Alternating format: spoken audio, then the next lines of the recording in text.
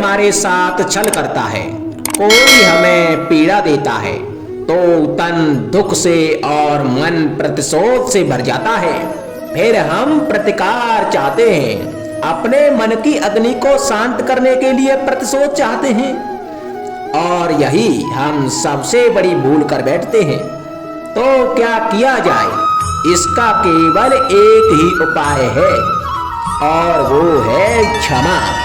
यदि प्रतिकार चाहिए तो प्रतिशोध भुला दीजिए और न्याय की ओर अपने पग बढ़ाइए, क्योंकि यही वास्तविक प्रतिकार है। हम अपनी सोच और संसार की मान्यता के अनुसार अपने विचार बनाते हैं।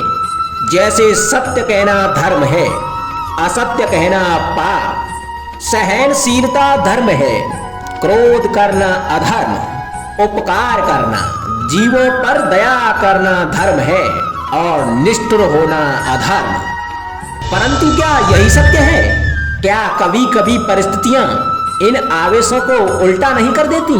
करती हैं। यदि इस संसार में कुछ धर्म है, कुछ पुण्य है, कुछ महान है, तो परिस्थितियों के अनुसार चलना। जटायु स्मरण है आप सबको, वो जिन्होंने रावण पर क्रोध किया था, उस पर आक्रमण किया था।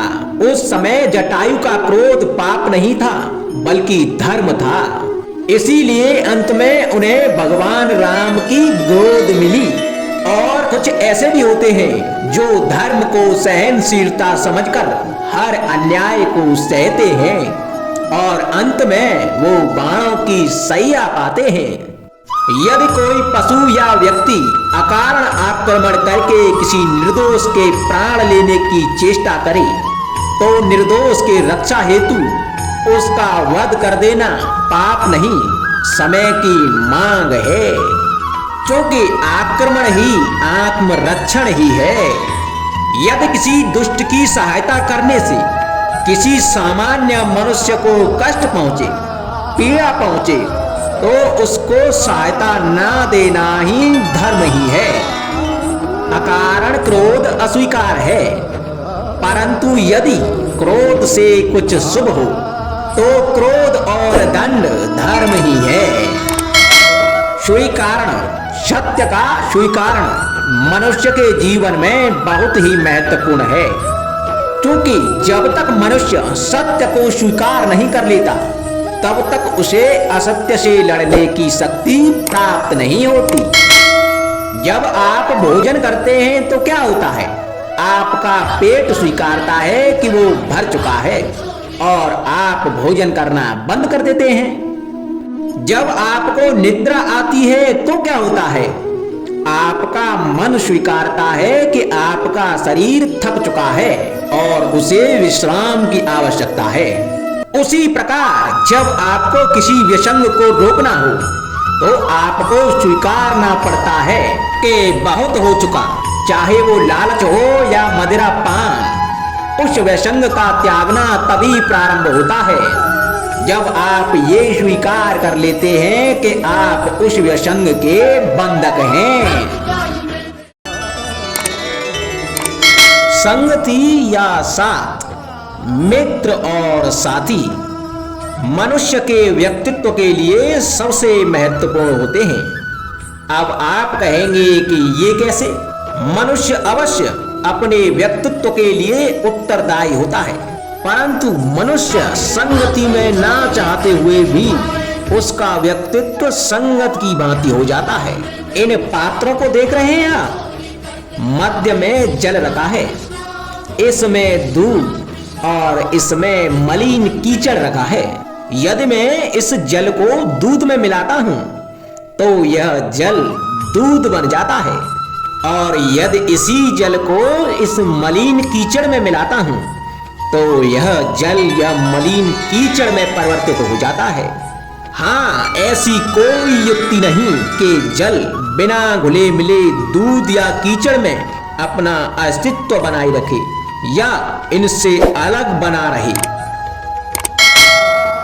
और ठीक ऐसा ही मनुष्य के जीवन में भी होता है कि यदि एक गुणहीन व्यक्ति गुणवानों की संगत में बैठे तो उसे भी गुणवान समझा जाता है, सम्मान का पात्र समझा जाता है।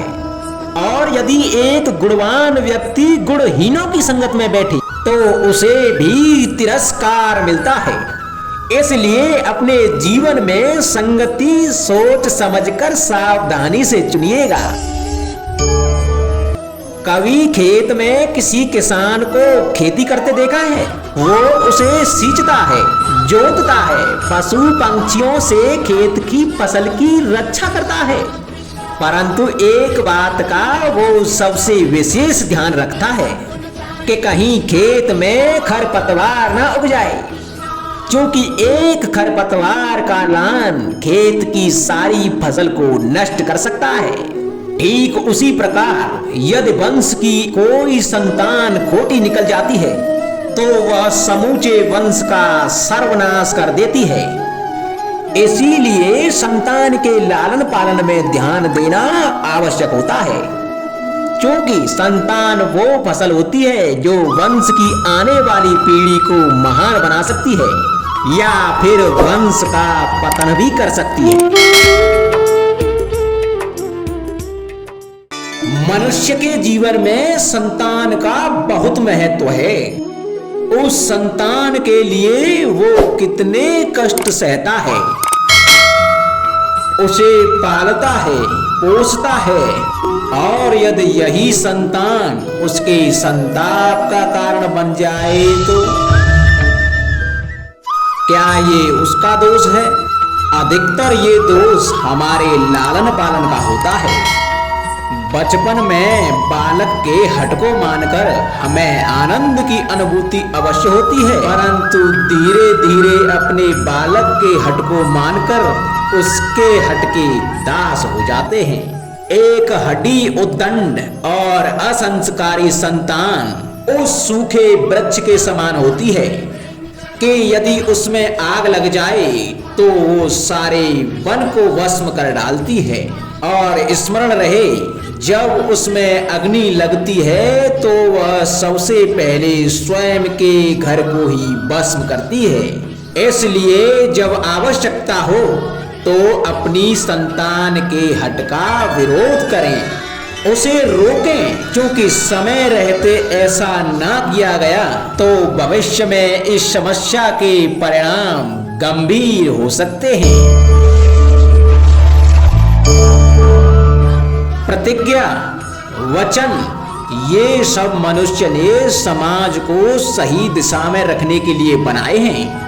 वो मनुष्य ही क्या जिसके जीवन में नियम ही ना हो, जिनका वो पालन ना करे, परंतु समय के साथ चलने के लिए नियमों को भी बदलना आवश्यक होता है, क्योंकि ये आज का समय ही तो है जो बीत जाने के बाद इतिहास बन जाएगा। यदि आवश्यकता पड़ने पर नियम और प्रतिज्ञा भंग न की जाए, समय की मांग के प्रतिरूप अपनी प्रतिक्रिया न बदली जाए, तो इतिहास हमें कभी क्षमा नहीं करेगा। आवश्यकता पड़ने पर आपकी तोड़ी हुई एक प्रतिज्ञा, एक बंधन कभी कभी पूरे मानव इतिहास को बड़े विनाश से बचा सकता है। इसलिए नियम, प्रतिज्ञा, वचन कुछ नहीं, कुछ है तो केवल समय, अर्थात जिसके अनुरूप चलने वाला ही सफल हो सकता है। कभी किसी पंछी को घोंसले की नींव बनाते देखा है? अथक परिश्रम करके तिनका तिनका बिटोर के वो पंछी अपना घर बनाता है, अपनी संतान के लिए एक सुरक्षित घर बनाता है। और कहीं से तीव्र आंधी आती है, बारिश आती है और उसका घर तिनका तिनका करके बिखर जाता है। फिर वो पंछी रोता नहीं, ना ही विलाप करता है, वो बिना विलंब करे फिर से अपना घोंसला बनाना प्रारंभ कर देता है और सफलता पाता है। फिर हम क्यों छोटी छोटी असफलता से भयभीत होकर परिश्रम करना छोड़ देते हैं? एक बात सदा स्मरण रखना, हर वृक्ष कुल्हाड़ी की एक मार से नीचे नहीं गिरता। हर चट्टान घन के एक प्रहार से नहीं टूटती। सफलता पाने के लिए अनावृत परिश्रम करना मात्र एक मार्ग है।